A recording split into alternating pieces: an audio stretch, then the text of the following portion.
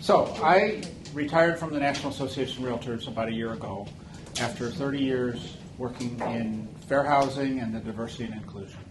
And so during those years, I got a chance to meet with a lot of local boards and really explore, well, what drives inclusion, what doesn't drive inclusion, what kinds of things do boards who are successful at inclusion of diversity do, what kinds of things don't work and why. They might work in one board and not the next. Well, why is that? How can we look at that? So I'm going to give you, in a short period, a little capsule of information, but we're going to spend some time also talking, because that's one of the things I learned early on coming to the National Association of Realtors from a fair housing group. Is you get a group of realtors together and you pose a fair housing question to them, and without any prompting, 90% of the time they will get it right. A complicated fair housing question. And so I learned early on that as a group, realtors can do a good job of solving things, of coming up with programs and ideas, but sometimes we need a little guidance along the way. So, let's see. So what we want to start with, how many of you recall in 2020 when NAR changed the Code of Ethics to make hate speech outside of the work environment a violation of our Code of Ethics? And how many of you recall our new fair housing training program at NAR that's interactive? Some of you may have taken it. You see that. So the question I want to have a discussion on here is, would those two accomplishments have happened had NAR not engaged and involved people of color in the decision-making process? Yeah. And so, whatever you feel, throw out why you feel that it's that way. Why is it necessary to have engagement of people of diverse backgrounds, in this case on people of color, to look at issues that are important along questions of equity and inclusion? Why is that important? Because they've experienced it. Okay, so you have experiences. What else? What else drives it? Fundamental rights. Fundamental rights. But how do you learn about an issue unless you have people who experience it that are engaged? So, some people say it's a chicken and egg thing. Well, you can't get people involved until you start working on issues that are important to them. And others will say you can't work on issues that are important to people until you get people involved. And the nature of the real estate business is that the door is easy to get into, but it's not easy to stay in. And so once you're in, the question then becomes, how do I separate myself from the other 1.5 million realtors to get engaged and get involved? Or from an association perspective, hi, we just started. I'm so sorry. No, don't be sorry, we just started. So we're having a brief discussion about, would NAR have changed its code of ethics to prohibit hate speech outside of the work environment had there not been the engagement of people of color in National Association of Realtors? And the consensus just before you came in was no, it would have not have taken place. And I look at it and I saw some things that happened because that was right at the end of my work at NAR. And I saw, one, the proponent of those changes, who was the chair of the Professional Standards Committee, came from a rural town in Illinois and had not had much experience with diversity and inclusion until he got involved at the state level and became state president and started noticing the lack of inclusion. And it became a passion of his. So for him, he got involved, but he wouldn't have noticed, he wouldn't have had anything to be passionate about had it not been some people that he could contact in Chicago primarily and start to learn about the African American community in Chicago. So he was one part of it. But to me, what was really critical was on several different levels, spontaneously, after George Floyd was killed, and there was that horrific reaction in social media by some people, including realtors, African American realtors started talking and raising the question, saying, that's my brand. that you, the racist, are saying that you're a realtor and you don't you don't support the actions against the police and stuff like that. You're misrepresenting me and making it hard for me as a realtor. Until people said, "Wait a minute, that's me you're messing with," and started getting engaged, did the voice get heard at NAR? So I think engagement and inclusion is very important, not just on questions of race and equity, but on almost anything that realtors are engaged in. So would you all kind of agree that that's kind of where we are in history right now? That we don't have, our NAR leadership team is not as diverse as the membership, and maybe, I don't know, your leadership team here in the Greater Baltimore Board, but across the country, even boards that are known for being inclusive, like Chicago, struggle with inclusion today. So that's what we're going to talk about, is how do we build that in? What is the reason why they still struggle? Well, we're going to get to that. But today, what we want to do, and the first one is really, in my view, one of the hardest reasons, is we don't know how to explain why it's important to be inclusive. We don't know how to explain to other people so that they understand, why the heck are we doing this? Now, right now, you could have, excitement at your board. It's time to do something. Let's get it going. But I did a workshop for a board. Everyone was really excited, but the CEO slipped out about 20 minutes into the meeting, and I afterwards, I've known her for a long time. I said, I'm really glad that you were able to sit in. I'm sorry you couldn't sit for the whole thing. She said, "Oh, I wanted to, but we had a big catastrophe. We have a septic system under our parking lot, and it collapsed." Well, for her, that became the task of the moment. Now, a year from then, when the parking lot was repaired and they're getting back to looking at it, they have a new president, a new board of directors. If they don't know why they were focused on diversity and inclusion, it might just slip through the cracks. The other is, you're going to get members, surprisingly or not, who don't agree with working on diversity and inclusion and don't agree with trying to include people. And one of the things is, we have to find a way to explain to them why they benefit from that inclusion, or their association, why it benefits from that inclusion. And so some of that may seem a little bit insensitive to us personally, but we have to be able to explain it to other people. Second, we need to make sure that we focus on things that are key to what our association does. Now, we are not a civil rights organization. We are not a church. We are not a sorority or fraternity. We have a mission which is related to real estate. So we have to tie everything we do to real estate and to what's important from the association's perspective. And if we do that, then we have a much greater opportunity for success.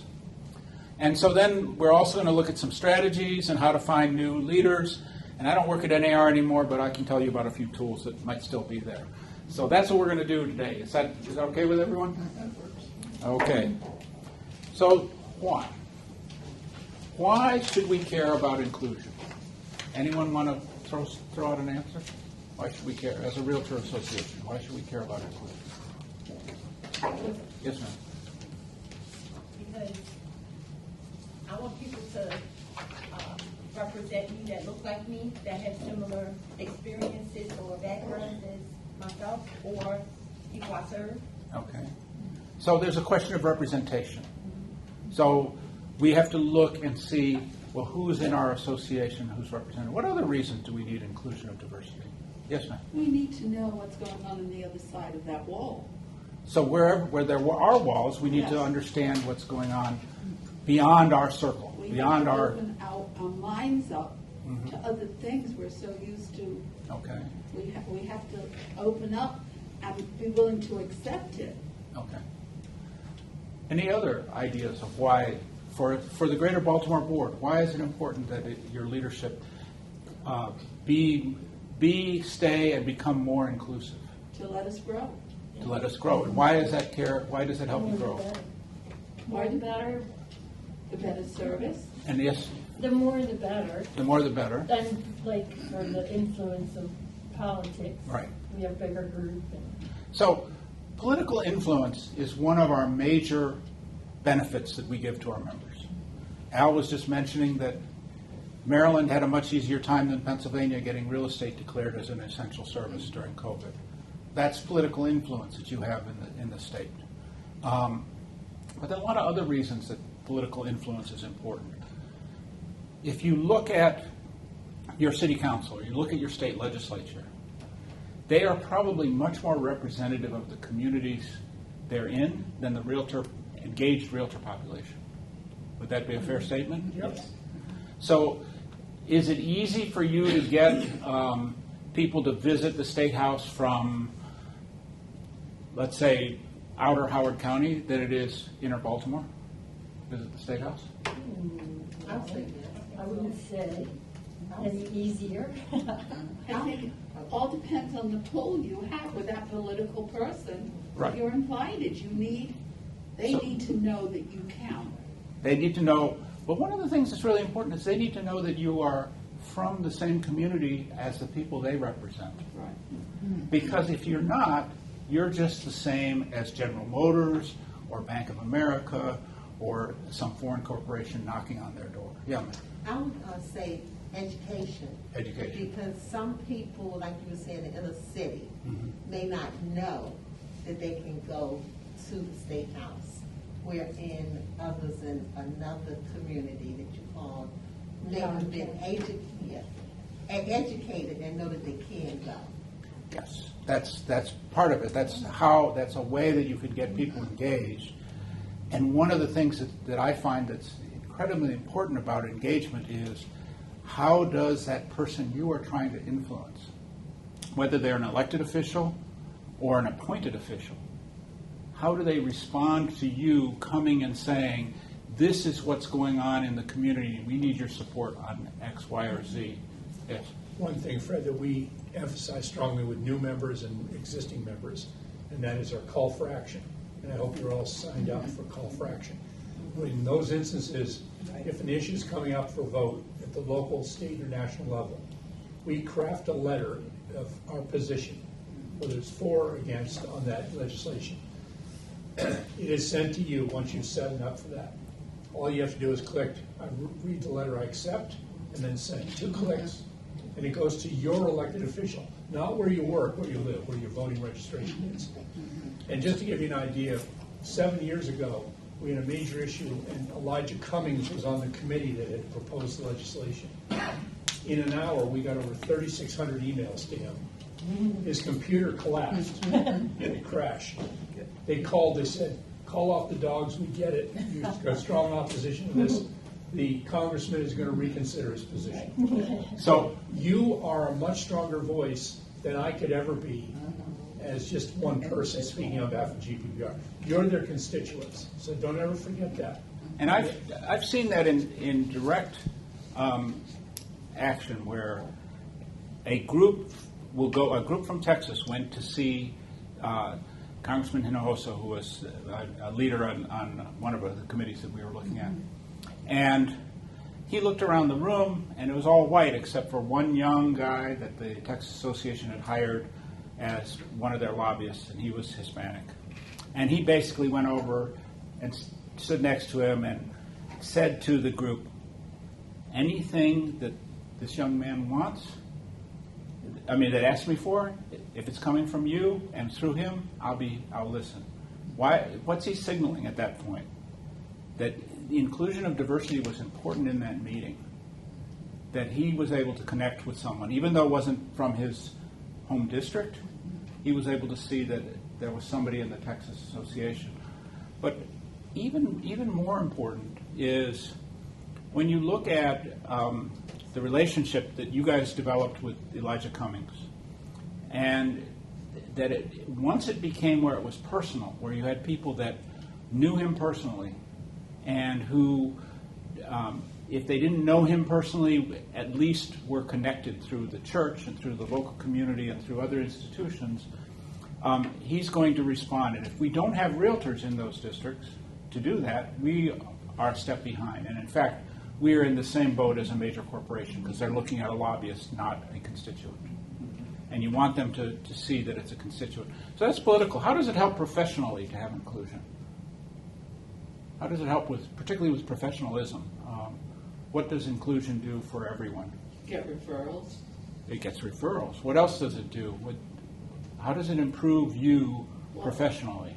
People get to know what you stand for, and they will work with you, as opposed to somebody that isn't. You've made your statement, and you hope they will understand. Right. But this gets right to the question that was raised at NAR a couple of years ago. Hate speech is absolutely detrimental to somebody doing work in their chosen field. Why would you put up with that? Why would you put, whatever it's based on, but in this case it was based on race, it's a hurdle to doing your work. And if you don't know that the hurdle is there, that was such an obvious hurdle and a very hurtful and damaging situation. But there's lots of things that go on in our world that aren't hurtful and damaging in the same way, but just show a lack of understanding. And if you don't have people engaged in those different communities, how are you going to do business with people that are in those communities? And one of the ways that we can see this really quickly is on language. How many of you have worked on a deal where one party to the deal is not a native English speaker? How many have worked where they are not only not a native English speaker, but they needed some interpreting along the way? And when you do that, how helpful is it that the other realtor understands that culture and language to help the communication process? So that's just a very basic professional development piece. But as you get more complicated in it, it helps you do your job better because you learn about the other communities where real estate is taking place. And this is where I'm going to talk a little bit about what I discovered as kind of a sort of a cycle of change in a community or a neighborhood. So, and I've come to the conclusion that realtors are the cause of all racial and ethnic change in the country. And that's because realtors are the ones who bring new people to the housing. Now, I don't think you do it consciously. I think in the old days there was a conscious effort. These people go here, these people go here. But today it may not be as conscious. But you know who's moving in and who's moving out. And anybody who tries to say, well, I'm colorblind and I don't see, that is fooling you. Thank you. Because you see with your eyes. You see with your networks. And you know what demographic changes are happening. And if I were to sit down with any of you and say, what's happening in your neighborhood, you'd be able to share with me the extent of change and turnover, the extent that it's staying the same. And as a group, you can do the same thing for what's happening in the greater Baltimore area. And by doing that, then you start and say, well, how do I make sure that we have realtors representing those people in those markets so that we are involved in the transactions? So somebody moves into Baltimore from Texas. Most likely there's going to be a realtor involved. And if not a realtor, a real estate professional at a rental management company or somebody helping them move, helping them find a place to live. Or if they're moving from Ellicott City to up here near Towson, same thing. There's going to be a real estate agent involved. So one of the ways that we can look at inclusion is, am I in touch with the whole market at my board, or am I isolated into one part of the market? And there was a board out in the West, I won't name the city, and they had a very contentious election and ended up getting sued because the board didn't follow its procedures, and it was all around inclusion. And ultimately they settled the lawsuit, and one of the things they had to do is to do a survey of their members to find out what the real problems were. And they thought they would find strong evidence that there was racial isolation. What they actually found out was, yes, there was, but there was also isolation of anybody that wasn't in this central community. And so everyone was being excluded outside of that community, but it was particularly hard around issues of race. Well, what does that, I mean, that board was not making sure that it represented its whole market area. And it turned out it came to their attention because of racial exclusion, but it was also really indicative of what some of the challenges of inclusion are and what diversity is. So member education is very important so that all of our members understand what it's like to do business in all parts of our community. Now, some people will say, why am I giving away secrets to my business in my part of town? And then somebody else could say, yeah, but your secrets kept me out of that neighborhood for years too. So you have to look at it from a market opening perspective, and that's what we have been about as a real estate profession. That the MLS, the listings on the internet, are all meant to give everyone access to everything. Now, in today's market, where things sell before the person even knows they want to sell their house, and things like that, it becomes more difficult. But still, to understand what's going on in different parts of the market is very important for education professionally and for the association. Getting involved in the community engagement. I've heard that there are some communities in Baltimore that aren't having a real easy time with things. Is that correct? Every city has it. Every city has communities that are struggling. It could be crime, it could be lack of employment, it could be education, it could be access to transportation. There's tons of issues that affect our community. And by engaging with the community, it helps the realtors be a leading voice around all real estate issues. But we can't engage unless we have members who are active in that community. And that sometimes is hard. So that's another reason for inclusion. And lastly, I put member success. Each of us does better the more connections we have with other realtors. You never know where your seller is moving or where your buyer is moving from. You never know if there are business opportunities. There's a realtor in the southwest side of Chicago. There's a largely Hispanic population, and he owns a fairly successful real estate company. And he's been watching where the Hispanics that bought houses when he first started are moving now that they're selling their starter homes.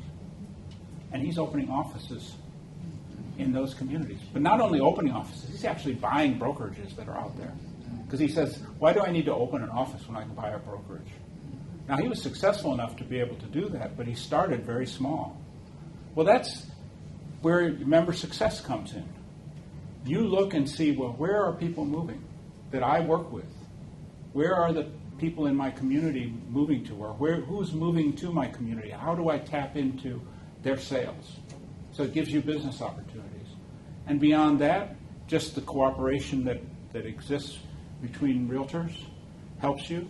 And in particular, relocation becomes a big factor of member success if you talk about inclusion.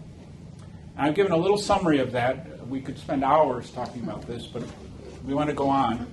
So now I take a step back and say you've got to know some things before you start working on diversity. You have to know them. Who's moving in, moving out? What's changing in the population in your market? You need to know this. And you all do. It's just nobody talks about it because for years we said in fair housing you're not supposed to know these things. You know them, and if you understand that it's for business expansion, it's important for you. You can't operate in a vacuum pretending that something that's obvious to you don't know. And so you might as well know it. And where do you get this? Where do you get these numbers? Where would you get the demographics of Baltimore City?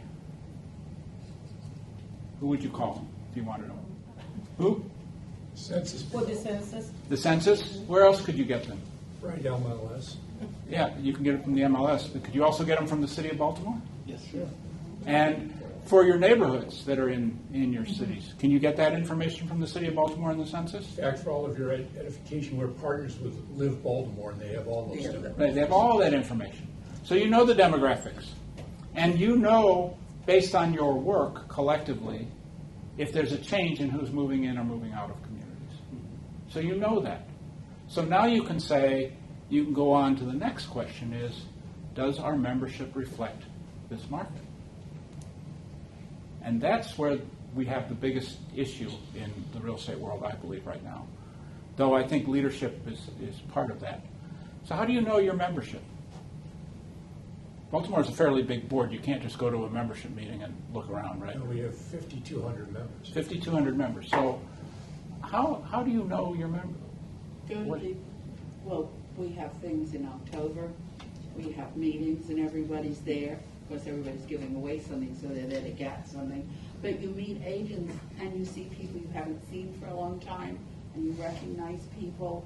So part of it's personal, intelligence that you have. But what other ways can you get information on who's in your membership? Ask Al can pull up some information that NAR's gathered. It's not 100% accurate, but it's very telling, because all of us, when you use your Starbucks card to get coffee, or you use your credit card to buy gas, or you do this or do this, you're feeding information into this massive databases that are out there. And there are data scientists that then gather all this information and come up and say, well, this is in this area, this is who lives here. And it's not just race and ethnicity, it's income and lifestyle and all this stuff. And it's kind of scary, but it's there. So NAR has this and makes it available to local associations. So Al can pull up some information and say, well, the Greater Baltimore Board of Realtors membership is approximately X, Y, and Z. And I don't know if you've done that lately. Some of it. Not Okay, but that's one place. But you mentioned what I think is one of the most important ways of finding out. You already know who's moving in and who's moving out, where they might be moving in and moving out. But since everyone who moves uses a real estate professional of some kind or another, you can go find out who the real estate agents are, who the apartment brokers are, who the cultural brokers might be if it's a new immigrant population that's helping people find housing. And you can go find out who's serving this market, and then you can say, they're not coming to our meetings. They're not members of Greater Baltimore Board of Realtors. I don't see them at brokers' open houses. Then you know that you have a disconnect.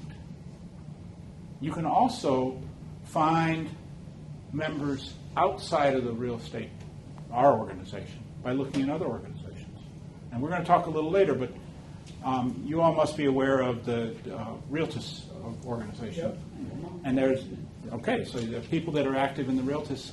So you know that there are lots of real estate professionals who maybe don't get involved in a huge group like Greater Baltimore Board, but might get involved in a Realtus chapter. Or ARIA, the Asian Real Estate Association of America, or NAREP, or now maybe the LGBTQ plus alliance. And so there are ways that realtors get together. Yes, ma'am? I think when the board gives meetings and has affairs, they should diversify more in the areas they have in. They're always usually in Towson and places. I think we need to open up to other areas to meet some of those Right. agents. We're going to in get to those that. areas. We're going to get to that as a good strategy in a moment. Because realtors, by the nature of your business, you're going to connect with other realtors. You're going to share information about your listings. If you're a buyer's broker, you're going to get together and share information with maybe people who have listings and say, well, I've got a buyer looking for this particular thing. Do you got any listings coming up? These kinds of conversations happen. Whether they happen formally or informally, they happen all over the place. So you want to find out where are realtors serving these communities that aren't well represented in your association. Where are they meeting and gathering? So that's a little work, but you can find out. And those multicultural real estate organizations are a great way to do that. But you need to know what your membership is. And lastly, this one's easier to measure. Does your leadership reflect the diversity of the membership and of the community? So that's what you have to look at. And you can look at it and say, yeah, we're really good on this. Well, that's if you're focused on one aspect of diversity. And there's no way you can reflect everything. But you want to look, like you said earlier, you want to look at your leadership and say, oh, okay, at least there's one or two or three people on that decision-making body that know where I'm coming from and know what's important to me and represent me. So you want to look at your leadership. Now, who's in leadership? Okay, so we have two Guy's a little bit younger than me. I have been. Oh, okay. I'm not now. And so, but more broadly, I should have asked it differently. In your leadership, is it just your board of directors? No, I don't think so. No. Does it include your committees? Yes. Does it include those people that are always at all the meetings, whether or not they hold a position or not? Yes. And our foundation. And your foundation. So leadership is very broad. But you want to look and see, does this leadership represent our membership? Does it represent the different communities? I notice you have a community map up here of Baltimore, and I don't know where real estate is because some of those communities might not have a lot of transactions going on, but you can look. I visited a board that wanted to talk about diversity and leadership, and they did have some diversity, but I knew, because I was familiar with that community, that there were certain parts of the community that were not represented. And we talked a little bit about that in generalities, and I just was having a hard time connecting with the CEO of the board as to what the problem was, because he looked around in his room and he said, I've got diverse leadership, but he wasn't reflecting his membership. And in particular, this was a community that had a high Korean and high Hispanic population that wasn't reflected, but it had an African American population and wealthier Asians and Hispanics involved. So he looked around at his board of directors and it was diverse, but it didn't represent those big chunks of the community. And on the way out, I went out the back door with him, and there was a map with a bunch of pins in it. I said, what are those pins? He said, those are all of our members' offices. And I looked at this one whole section of town and I said, is that all factories? He said, no, that's people lived there. I said, why aren't there any pins over there? Who lives there? And that was the Hispanic population. Same with the Korean population. So he had a visual picture of lack of representation. And that finally got him, or at least some of the leadership of that board, to understand what some of the challenges were. So you can look and see, do we represent our membership? But you need this data, and you need this data all the time. It's live data. It's not dead data. You can't use 2000 census information. You have to try and keep it up to date. You have to try and keep measuring who you are in your association.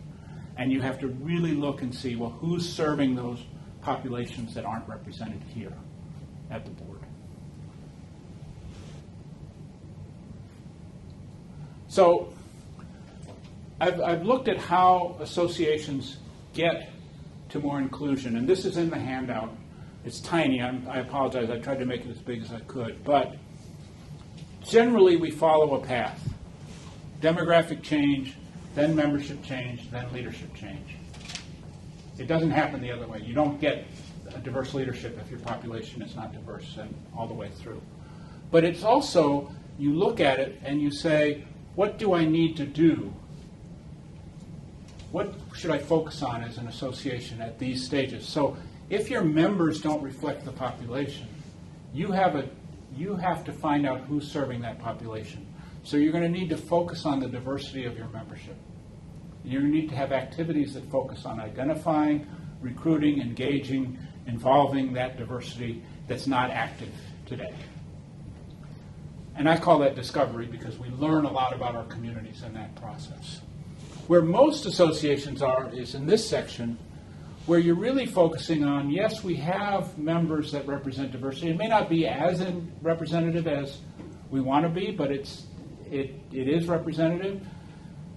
Our membership is starting to reflect the population, but our leadership isn't. So we want to focus on inclusion.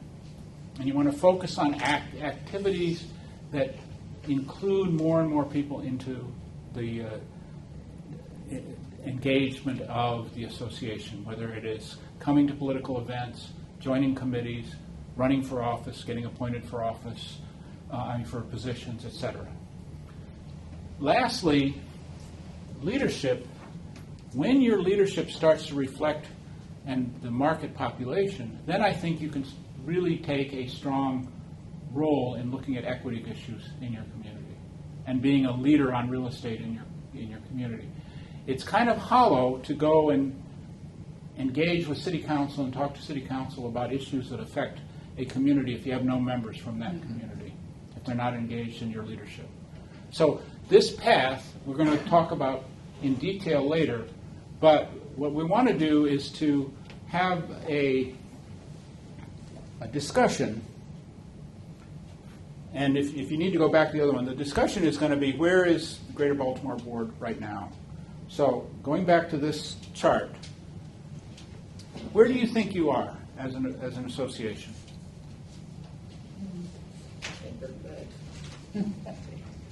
Do you, I mean, because this is going to help you decide where you want to focus your activities as an association. So each of you got recruited to participate on some aspect of working on diversity and inclusion, or you came here because it's interesting to you. So where would you say you are? Are you here? Do your members reflect the population of the Greater Baltimore community? I see heads nodding. It's getting better. So it's not 100%, but it's there. Are there any population groups that really aren't represented? Yes. And who would that be? Asian for the most part. Asians? So any particular, Asia goes all the way from Israel and Turkey to Japan. I So understand that. I'm talking about the Far East. so China, Japan, Vietnam, Korea. Okay. And I also would say we have limited membership representation from the Spanish-speaking people. From Spanish-speaking people. Okay. How about, so that's on race and ethnicity. How about other groups that might not be well represented? The LGBTQ population. Is that involved and engaged? Yes? Okay. I think it is. Okay. Is there a generational representation? Well, we go from the old to the young. In the last 10 years, the average age of our members have come down 6 years. Okay. But who, for the So- people so- involved in your association, it's getting a little better. It's a little better, but it's always a struggle to get younger people. Right. Well, engaged. that's the Younger nature people of is that's the everything. nature of the business in a certain way. But Yeah. generational issues are important. How about religion? Religion, if it plays out in a way that affects. So I would say certain religions are very identifiable and people self-identify. And so in some areas you might have strong Orthodox Jewish communities that really impact real estate issues. I don't know if Islam has such restrictions on real estate.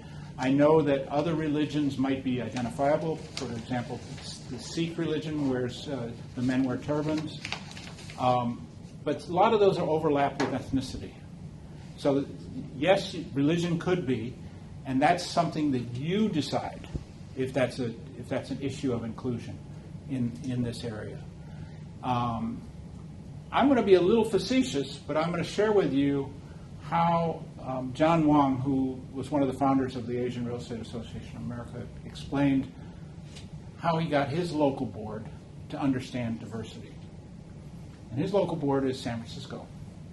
And you think San Francisco is a diverse community, but their board was not.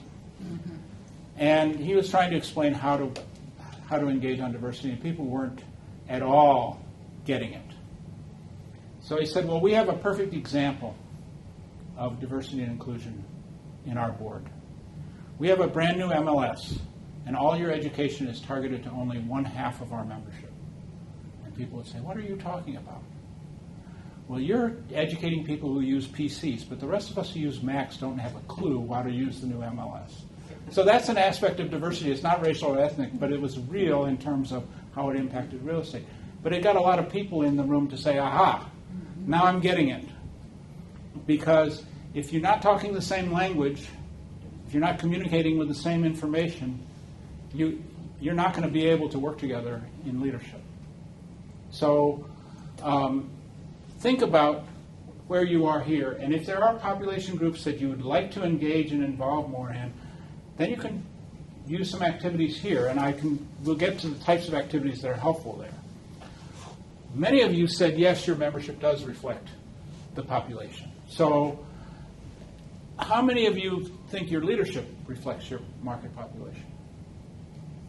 just a couple of you. So would you kind of agree, just for the time being, that you want to focus mainly here with a little bit here? Would that be a good place to start? Yes. Okay. Any other thoughts? I'll throw one out. On the leadership side, and this is my personal view, I would say our leadership represents the population better than our membership represents the population. Okay. I feel, as a board, we've done a decent job of expanding and having more diverse leadership in our committees and our board members. It's not perfect, but then when you look at 5,200 members, Okay. which is more of a passive, hey, took the course and you joined us, that doesn't reflect as much. Do you see that a lot?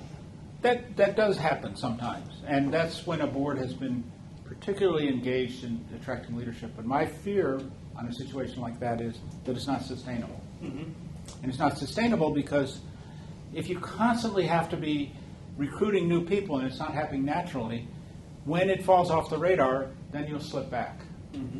And I've seen too many associations will have a run with diverse leadership and then it slips back. And so, yes, I've seen that, but there are some activities that you can do to help sustain the growth in leadership while you're building your diversity in your membership. So we'll get to some of that. And a lot of that is the nature of our business, that it's cyclical, and that it's easy to get into and hard to stay into. The types of companies that are in your market area and what kinds of support they give to agents, and how people get engaged. There are so many issues out there. And we are not primarily in the business of attracting people to the real estate. That we leave to the companies. But there are ways that the association can think of to encourage people to enter the real estate profession through training programs, perhaps through the community colleges and maybe even high schools, to other kinds of education out there, mentorship programs. There are lots of ways that you could do membership, but that's not our, I mean, we'll talk about that. The nuts and bolts of some of these activities, you'd have to decide, yes, that's what we want to do, and then you get into the nuts and bolts. So we had this brief discussion, and just for the sake of the rest of the conversation, we'll focus on that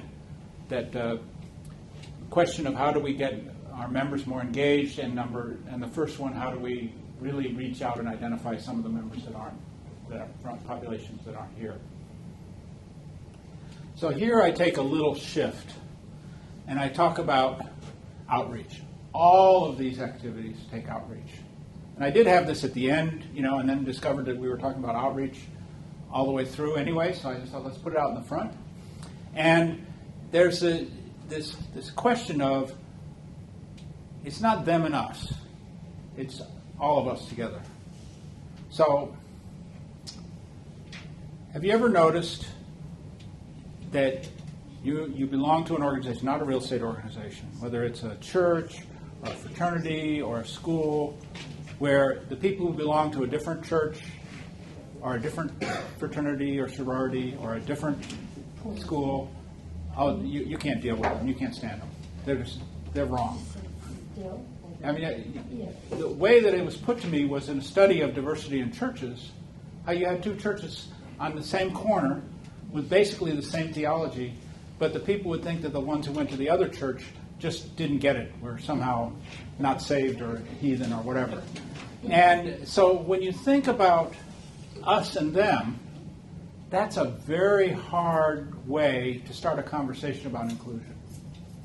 And it's much better to look at the things that unite us and that are common. And so you want to share around the things that you have in common. Now, fortunately, you're all in the same business, which is real estate.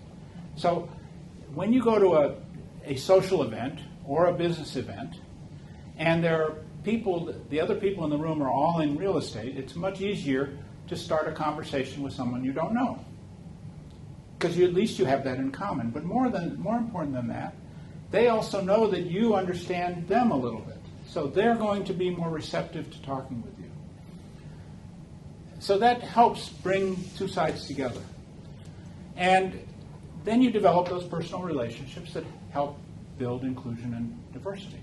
Because you can't, this is not something without our personal involvement in it. We have to have good personal relationships with people for inclusion. And so we try and develop this unifying language. And, you think about it sometimes. What's the mantra we use when we deal with RPAC? We're not Republican, we're not Democrat. Realtor Party. We're the Realtor Party. That's a unifying language. Because Republican and Democrat is a pretty big division for a lot of people in our country right now. Particularly now. And so being able to speak and say, well, this is important to real estate. It doesn't matter if you're a Republican or Democrat. It's important to us as realtors. That's a unifying message. And that's a very important piece of a unifying message. Same thing with an association, locally. We're all concerned about what's going to happen when Amtrak tears up downtown to widen the concourses and make the trains go through faster. We're all concerned about that. I don't know if you all are, but let's just say that's something you are. Now, you might be all for the construction and you might be totally opposed to it, but you both understand that it has a real estate impact. You're all connected to Baltimore. So if you focus on what's best for Baltimore, what's best for real estate, you're going to find solutions that help, even on tough problems. So we have to find that unifying language, and where we find it most readily is in your association's purpose. And so who knows the Greater Baltimore Boards Association purpose? I forgot to look it up, so somebody's going to have to tell me. Alan knows it. I don't have it memorized. It's basically providing fair housing opportunity for all people in the community in which we live and work. Okay. And then if you get down a little further for does it include advocacy on behalf of real estate? It includes enhancing professionalism and educating members and providing good services for the success of our members. Being the first association in the country to have a member appreciation week, Okay. where So all week they're getting half price of free education classes. all right, no more commercials. I don't just sell these people, they're here. Anyway, so one of the things that unites everyone in real estate, first and foremost, is you're in the same profession. And second, if you're going to get engaged in an association, any real estate association is going to have similar purposes. If you go to NAREB or NAREP or ARIA, they all have very similar purposes. And so the idea that I'm trying to express here is you can get to that language of us fairly easy if you look at what's brought realtors together already. Putting it another way, you've got an old curmudgeon who doesn't want to help work on diversity at all. And you ask that person and say, why do you come to these meetings? Why do you spend all your time at these association meetings? I guarantee you they will come up with one of those main purposes as to why they're involved. And if you go to a group of realtors that are gathering talking about business, and you start saying, well, I'm with the association, I can almost guarantee that they're going to talk about advocacy, education, professional standards, or member development. And so those are the things that bring us together. But lastly, mattering. You matter to our success. And this is a message that we often don't give to people when we want them to get involved. Now, personally, we do, because that's just the nature of what we're like. But as an association, we often don't really get down to understanding mattering. So if you want to increase diversity in your association, it has not been very effective to go up to someone and to say, for example, we don't have enough white guys with glasses involved in this committee, will you join the committee? One, all of you who are not white guys with glasses, how did you feel if I asked them about that? And number two, if you are a white guy with glasses, and you look at it and you say, well, they don't know anything about me. These glasses they're fake. They don't even work. It's insulting, and it's not a good way to get people engaged. Now, you might appreciate the sentiment in a close friendship where you have a conversation with someone and say, we just don't have enough diversity here. Let's go out and find some people to participate. But to ask them, you don't want to ask them on that basis. Instead, it's much better to ask them on some basis of what they bring to the table, what they bring to the conversation, what their personality, their character brings.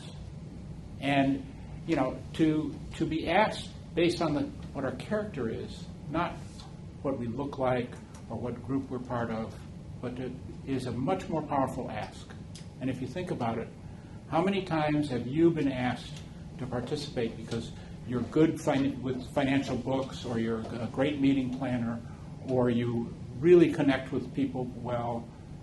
And when you're asked for that, how much more likely are you not only to say yes, but to really put an effort into the participation? So mattering is a real key part of getting involved. Let's see, where are we? So it's a very key part of outreach. And it's a very, very key part of anything we're doing, whether it's getting people engaged in the business and the association, or into the association, or into leadership. So when we talk about outreach, we talked about personal touch. That personal relationship is very important. And you build a relationship. So I have a good friend who lives not too far from here. And let's just say that in my retirement, I see that I want to move up here, and I make that announcement here. What are you all likely to do? What's the first question you're going to ask me? Do you have a real Right, and I'll say no. Then what will you say if I don't have a Give you my card. You give me my card. But what else do you do? You interview. I'm sorry. I would introduce myself personally, not only give you my card, Mhm. but to say I would love to work with you, to have to find out on what you're doing. And how many of you would take down my contact information? Yes. Okay? Because that's what you do. I mean, this is the business you're in. Now, once you have this information, how many of you would just put that away and never contact me again in the future? Well, don't we do that at the Realtor Board sometimes? We, and not to criticize it, but new member orientation, get involved, this is how you do this, and, people, do we call them back? Not necessarily. Some boards are better than others. But that's part of forging a relationship. This next thing somebody mentioned earlier, go to where the members are. Your office is here in Timonium. Your board service area covers a lot of places that are far away from here. I know because I came from Alexandria and it took an hour and 15 minutes to get here. But, you're not that far south. But half an hour before I got here, I was past BWI. So it's half an hour to get across town, not rush hour. And to expect people to come and participate in a workshop is frustrating. Oh, and everyone has to leave. So we got half an hour more, but that's okay. In any case, go to where members are. And so how do you find out where the members are? Well, we're going to talk briefly about the Multicultural Real Estate Organization, but two telling comments that came through my work. One, I was speaking with the CEO of a board outside of New York City, and they had a diverse board, but no Koreans. And they were very frustrated because there's a Fort Lee, New Jersey, which was made famous by a certain New Jersey governor to close a bridge that went to Fort Lee. Fort Lee is a largely Korean population, and they weren't getting any people coming. And their office, it's New York City, New York Metro. Traffic is terrible. And I said, why don't you have a meeting in Fort Lee? And people came, because people want to come and participate. So you go to where they are. Or you have Congressman Watt, when he was chairman of the Black Caucus, and one of his local federal political coordinator, which is a local realtor that is our key contact at NAR, he invited Congressman Watt to come to a meeting where he pulled together the black brokers in his town.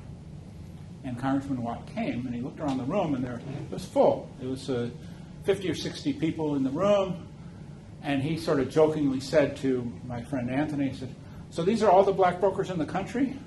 And, Anthony said, no, all right here in Charlotte. Well, the point is that the people are here, they just don't have any reason to get together and show that they're here. So you've got to go to where they are. If they're already meeting, if they're already gathering, go to those gatherings.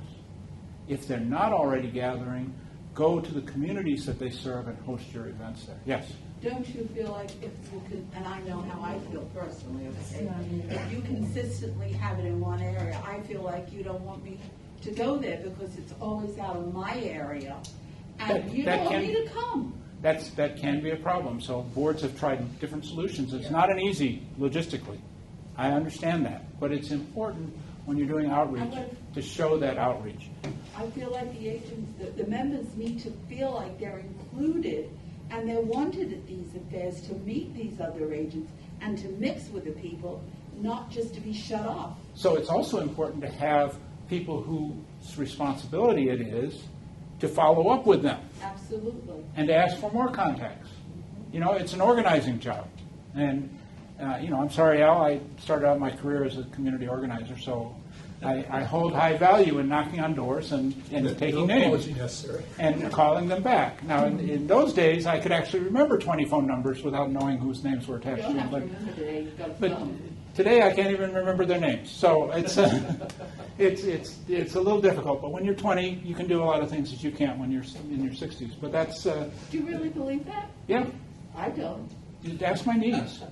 My needs are bad, but they still go. Well, they go, but it's a little more difficult. And focus on the value that they bring to the association when you have outreach with people. Not on the value that the association gives them. That's important. But they can read that in the newspaper, in the stuff that's going out there. And I understand why we have to say it, and we have to remind people that they get value from their dues because they challenge us all the time as associations. But in reality, you're going to get involved because you already see a value to be involved. It's a group of people that you're connected with. They're working on things that are important to you. And you're going to say, well, other people can do that, unless you explain why their participation is important. So that's an important piece of outreach. For the multicultural organizations, you already know about NAREB. Does anyone not know about NAREB?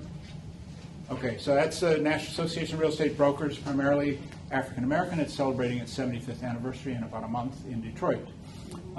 So it's been around for a little while.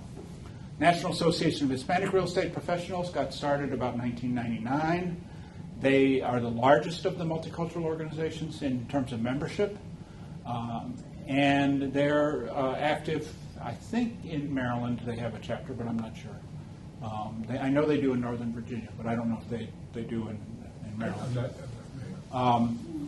The Asian Real Estate Association of America, and you did mention both Hispanics and Asian Americans, so I would encourage you to do some outreach with these two organizations. They have a chapter in the capital area, and I don't know if they do up here, but I know that they have members at least in the Howard County area, if not in Baltimore.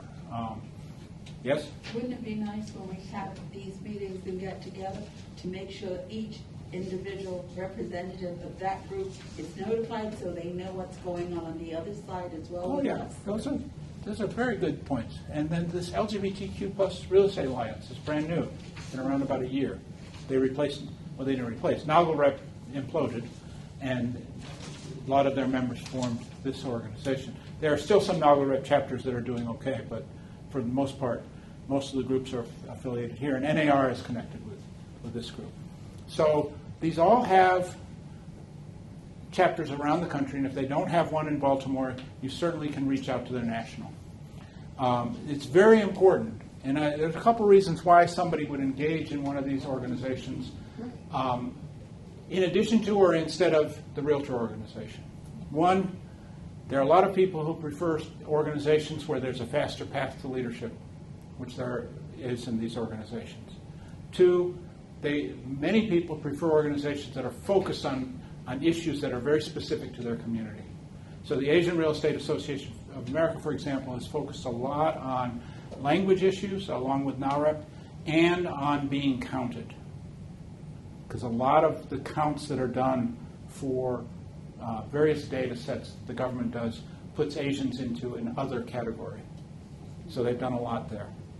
But they're all very They connect with the realtors at different levels. I know Baltimore has a particular history because of the lawsuit back in the 80s. But I expect, based on, I've been at the meetings of the Baltimore chapter, I think there's a lot of overlap with NAREB. Ms. Fahrenheit is past president of the Real Estate Brokers of Baltimore. Okay. And so this is a real key area to get involved, and there's nothing, how do I put it? You can be a leader in one organization and in the other organization, either simultaneously or sequentially or whatever. It's a positive. When you go to a meeting of one of these organizations, they are already miles ahead of the rest of the realtors in terms of engagement because they showed up at a meeting and they're involved in an organization. So they already know the value of engagement and involvement. So it's much easier to talk to them about how they could help at the realtor organization. Yes? Oh, no, I was just going to say, when the LGBTQ organization first started, Al was very instrumental with me, because I was on the board at the time, to get us involved with them. It was just two organizations that I know of. Al, do we have a list of agents that speak foreign languages anywhere? Not specifically. You have a reference point on the website where what we ask all of you as members to do is put in your specialty. But wouldn't it be nice if we had a list? Well, rather than a list, because I don't want to steer them to someone. If someone says I want someone who speaks Filipino, Yes. you can link on and it will refer you to a list Well, of that's people. what I, okay. So, but there's a couple other ways that you can do that, and I'll just share a story. It's from Virginia, so I hope you don't mind. No. The Northern Virginia Association, back about 20 years ago, really wanted to do some outreach, and they had growing Vietnamese, Peruvian, some other populations. And they had a Peruvian-born president who persuaded the CEO to take some of his presidential discretionary funds and host a kind of a workshop, a seminar in Spanish, and advertised it. And of course, a lot of people showed up because they organized for it, and they started doing it in different languages. I don't know if they're doing it anymore, but the point was that if you want to find people who are more comfortable in different languages, there's nothing wrong with finding and getting someone to host a meeting, putting it out there that the board is sponsoring a meeting, just like you would in a community. If you wanted to host a conversation around certain real estate issues in specific communities, you would expect real estate agents from those communities to show up. So it's a way to get people engaged. So it's part of go where they are. It's, Also, they realize that we care. yes. So the second part of mattering is not only do we matter when when others identify with us or depend on us, we matter when our opinions are solicited, actively solicited, and we are included in opportunities. Now, if you have people in leadership, presumably you're soliciting people's opinions. How can you solicit opinions when people aren't in leadership? Excuse me? Surveys. You can also go out and speak to people. As they reach out to them. And you can talk to them. But it's not just listening to their ideas, it's also taking account of them in the discussions that you have. And this to me is a part of the mattering loop that realtors have had a real tough time doing. And I used to run up against this at NAR consistently with the RPAC disbursement trustees. They were fine with diversity on the fundraising trustees. But getting diversity on the disbursement trustees, I would run into these barriers. Well, they don't meet the criteria. What are the criteria? They have to give this much money. I say, look at all these people on your $50,000 wall. Why aren't they on the disbursement trustees? Constantly, it's a big secret that doesn't get expressed. But it's starting to break down. You're starting to see more diversity in some of those committees. But if you look at where the executive committee has been, particularly under Vince Malta's leadership, and a couple other places, I think in Maryland you've had some pretty inclusive leadership teams over the years. When people who make the decisions look like the realtors you're trying to reach out to, then they know you matter, like you were saying early on. And when you see decisions being made and there's no one that's like you in the decision-making process, it doesn't matter how much the first half of mattering happens. Your conclusion is, I don't matter. So Baltimore, if this is going to be the key for you, is to make sure that that diversity that you're trying to bring in not only serves on leadership, but is actively, their opinions and their ideas are actively sought and considered when you make decisions about real estate. And that's a tough thing for others to really get. Why do I have to do that? They sit on the committee. They, this or that, and it's no. We want to make sure that everyone can express their opinions and bring that out. And do the surveys. I'm going to skip the next slide, and I'm going to go over some of the activities you can do both for discovery and action. Discovery is if you want to engage more people into the membership. I think if you do training courses around diversity and diversity understanding, this is a very important piece of reaching out. Why? So that each of you have the tools to go out and reach out to people without stepping crosswise, I guess would be a way to say that, so that you have some understanding of diversity and inclusion and how to reach out across racial and ethnic lines or other demographic lines. Identify the constituencies of members that you already have that may not be engaged, or licensees that aren't members yet, that are active in your market. And it could be that one of your neighboring associations has some of those members, and they're just not having membership in Greater Baltimore, even though they do business in Baltimore. So that becomes another way of outreach. How do I reach those members? We have, Fred, just so you are aware, a unique regionalization here in metropolitan Baltimore. Mm-hmm. Howard County, Harford County, Carroll County, Baltimore County, and Baltimore City have collaborated on it for a wide variety of issues. Okay. And that represents a uniquely diverse geographic area and demographic area. And we've crossed those lines a lot of times to get answers to questions. Right.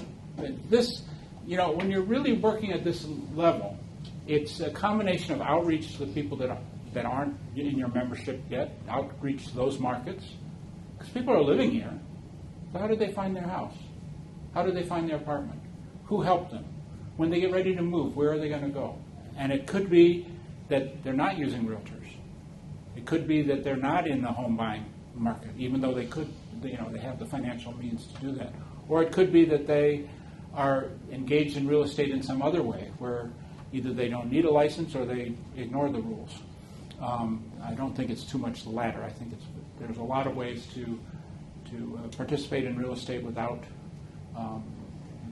using a licensed real estate agent. But regardless, you can reach out and say, who's helping you find your housing? You can go out and say, who's serving these communities?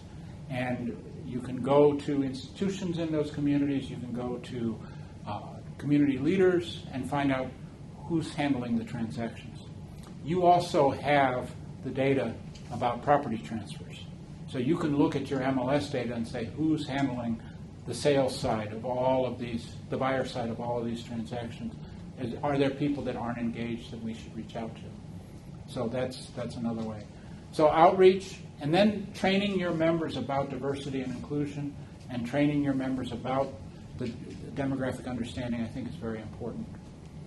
The second stage, once you identify who the members are, you want to get them engaged in the association. And you invite, using your knowledge of mattering, but you invite people to events, you host events, You have, you go to events, whatever it is, you reach out at those events and invite them to participate in the association. And you build a pool of people that might be candidates for leadership down the road, which is just about everyone you meet. But you want to be actively manage these contacts. This is not happenstance. This is as important as what each of you do with your client tracking and your contact tracking that you do for business. You've got to have a file somewhere of people that might be involved. Former CEO of the Texas Realtors used to have a little Rolodex, and if he met somebody that was particularly passionate about an issue, he would put their card in his Rolodex related to that issue. And so whenever he was doing a task force on an issue, he could pull back and say, who have I met that's working on these issues? And he could pull people into the committees. And so you could do that, and all your staff could do that. And when you have a political event, then you'll know, well, these are the folks that have spoken out about that issue. Let me make sure they come to that event. And they might even end up being spokespeople for you if they're particularly passionate about it. Same with professional standards. Somebody's been complaining about some kind of unethical standard. Well, reach out, put them on the grievance committee, or at least have them come meet with the professional standards committee and talk about it. But you want them in a pool. You're not going to drop everything because I find out that you care about waste in the waste disposal. But when there's an opportunity to deal with that with the city, I'll call you. Make sure that you're always rooted in activities that are related to your association purpose. This is where it gets a little tricky, because we're very creative people and we come up with all sorts of wonderful ways of doing things.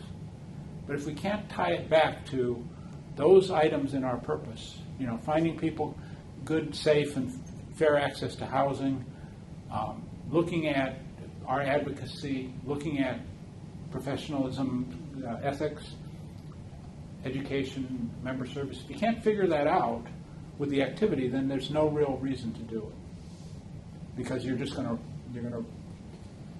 just going to run its course and then be dead, in my experience. And of course, outreach again. Just in case you're kind of curious as how do you take it to the next level, you want to sustain that diversity in leadership. So you want activities that are going to continue the pipeline of people into leadership. How many of you got appointed to the board of directors the first day you became a realtor? None of you did that. And you got engaged, a little bit more at a time. You got into a pipeline of sorts. And you may have had somebody that mentored you, that helped you understand this is how you do things. Or you may have been more assertive and gone out and found out yourself and said, well, I got to put myself on this committee and that committee to get into leadership. You want to be more actively engaged in sustaining diversity at all levels of that pipeline. You want to make sure that your political engagement is inclusive and diverse as possible. You want to bring those different perspectives to professional standards and train your leadership regularly. I'm going to strengthen that a little bit more. I think your leadership, your board of directors should talk about diversity and inclusion at every meeting. That's just my wish list. But the reason I say that is because if it's not front and center, it's going to fall away. And it could be just a status report. It could be a substantial issue that needs multiple meetings for discussion. It could be something that is just an awareness question.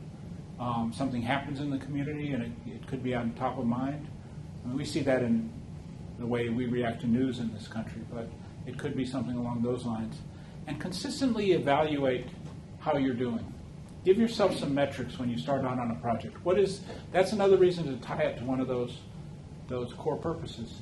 This is going to help us increase involvement in our political events down the road. Well, you can actually take numbers and say, yeah, this year we had 50 more people involved. Or you could say it could be more substantial and say, well, we successfully resolved these hearings, in a way that took account of these issues. So give yourself some metrics as you move through. Let's see. how do you choose a leader? And I'm sorry to rush at the end, but we said we were going to be done at 3 o'clock, so we're almost done. What do we mean by a leader? What? Somebody you respect. Somebody you respect. When you pick a leader, how do you pick someone? What? Choose someone who has a vision, who might be a strong communicator, that you can see pretty much leading you down a path of success. So you want, yes, and you want respect, you want somebody with vision and communication, anything else? Somebody who can express themselves and get the point over to you that we all need to hear. That's the communication, yes? Someone that's really gonna be active Okay. in the committee and not just be there because they like. Just take an active role. Any other, I would say someone who listens. somebody who listens, And knowledgeable on the subject. knowledgeable on the subject? Okay, yeah, Someone that I can trust to make decisions for me even when I'm not present. that's very good, trustworthy. And so none of you mentioned, Willing. amazingly, that they had to have been chair of any particular committee, or that they had to have been a broker, or. That doesn't, But how many boards unofficially won't suggest somebody who hasn't been in that position? most of them. And I think one of the reasons is because where else do you find out those characteristics? So you need to find. This is where it comes to where would you find your leaders? So can you demonstrate your leadership skills in places other than at the Realtor Association? Yeah, Yes. Yeah. Where else do realtors demonstrate their leadership skills? with their clients. With their clients in their business. Community groups. Community groups, Religious groups. religious groups. So when you're looking around, if you start out well by building that personal relationship with people, and then you get to know people a little better, and you know them a little bit beyond the realtor organization, you're going to start to be in situations where you see them exercise their leadership skills. And that's where you can recruit people, not because that person is of a particular race or a particular sexual orientation, but because that person has demonstrated the ability to chair a fractious meeting, and really pull people together. Or that person has demonstrated the ability to rally a room behind a cause. And be willing to take an extra step. Right, but you don't know that until you know that person. So it all gets back to that, this is a very personal set of actions that we need to take. It's very important that we understand that from the beginning. And if you look at leaders that have succeeded, particularly at the national level, they almost always can identify other realtors that helped them all along, not just when they got started, but all along. And knew them and helped, knew what their skills were and knew where they needed to work. But the flip side for us as an association is if I know what your skills are and where you need to work, then when I'm looking as a potential person picking a committee, I can look and say, I've got lots of people like this guy over here. I don't have enough people that have these other skills, so I'm going to try and bring those other skills to the committee so that we have a functioning, working committee that isn't going to be too much all idealistic or too cautious or too cost-conscious or not cost-conscious. You want that mix of a lot of different skills in a committee or on a leadership position.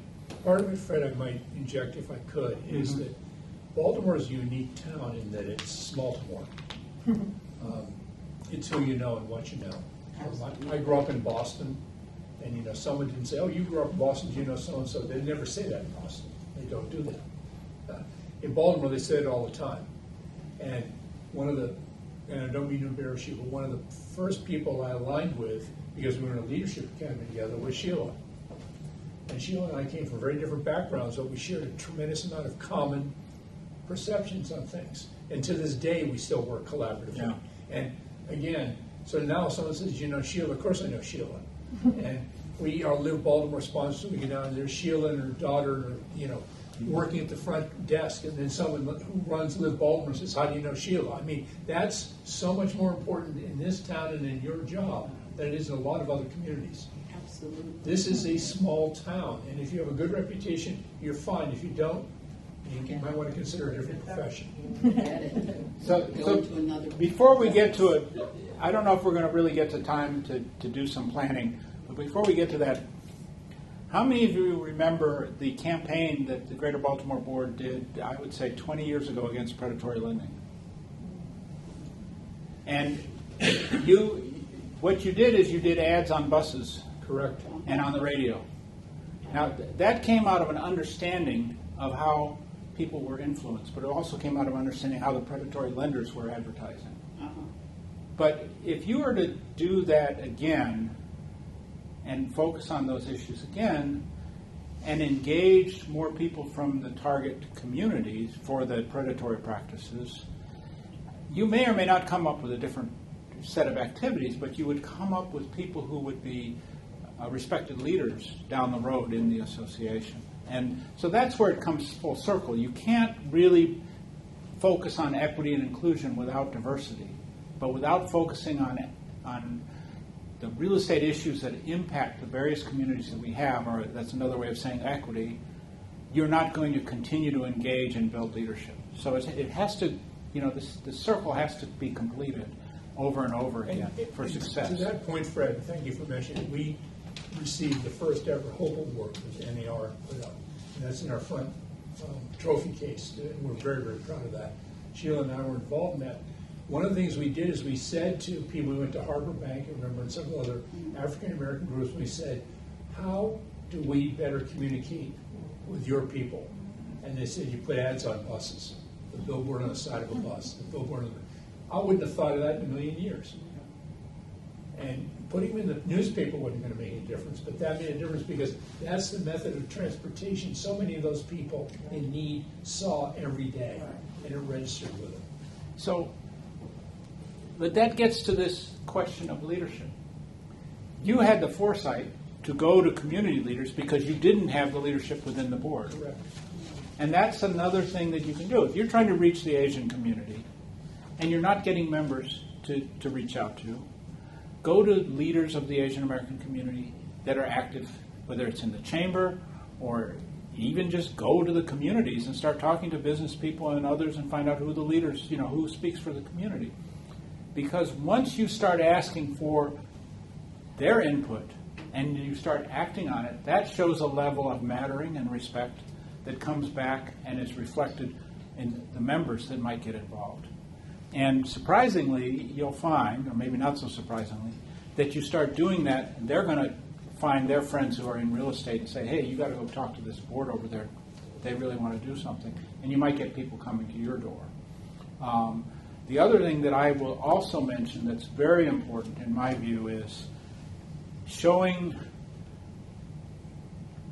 the greater hand of respect to the other organizations that organize our members.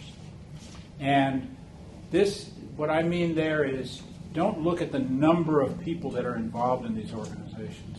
Look at the fact that they represent a constituency within the membership that is much larger than their membership. And when NAR started engaging with the national multicultural organizations, it made local board outreach much easier to those population groups. So by going to the NAREB and ARIA and NAREP meetings, and by sending leadership, not just a staff person, not just a committee member that happens to share membership, but actually somebody in leadership showing up at an event without an agenda, without asking to speak or anything, just shows respect for the organization. And I think that's a real important piece, whether it's an organized group like NAREB or ARIA, or it's an ad hoc type of group that's just meeting.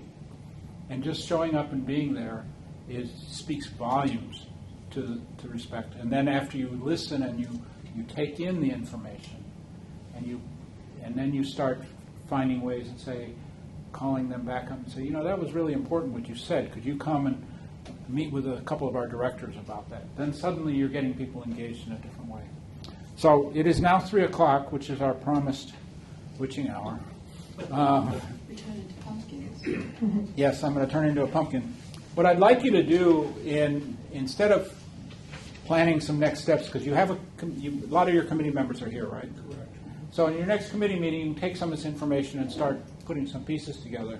But as you reflect on everything that's been discussed here, one thing we haven't talked about is we've been talking about what the association does as a whole.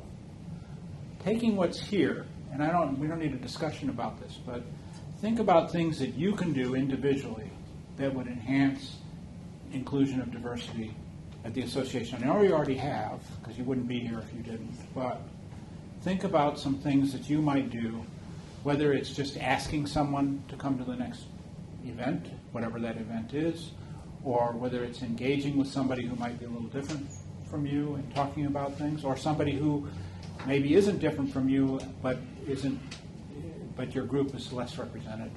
And just doing something personal, because after everything's done, we talk about doing things as an association, but it's all built on interpersonal relationships. So thank you, everyone, for spending a little time with me.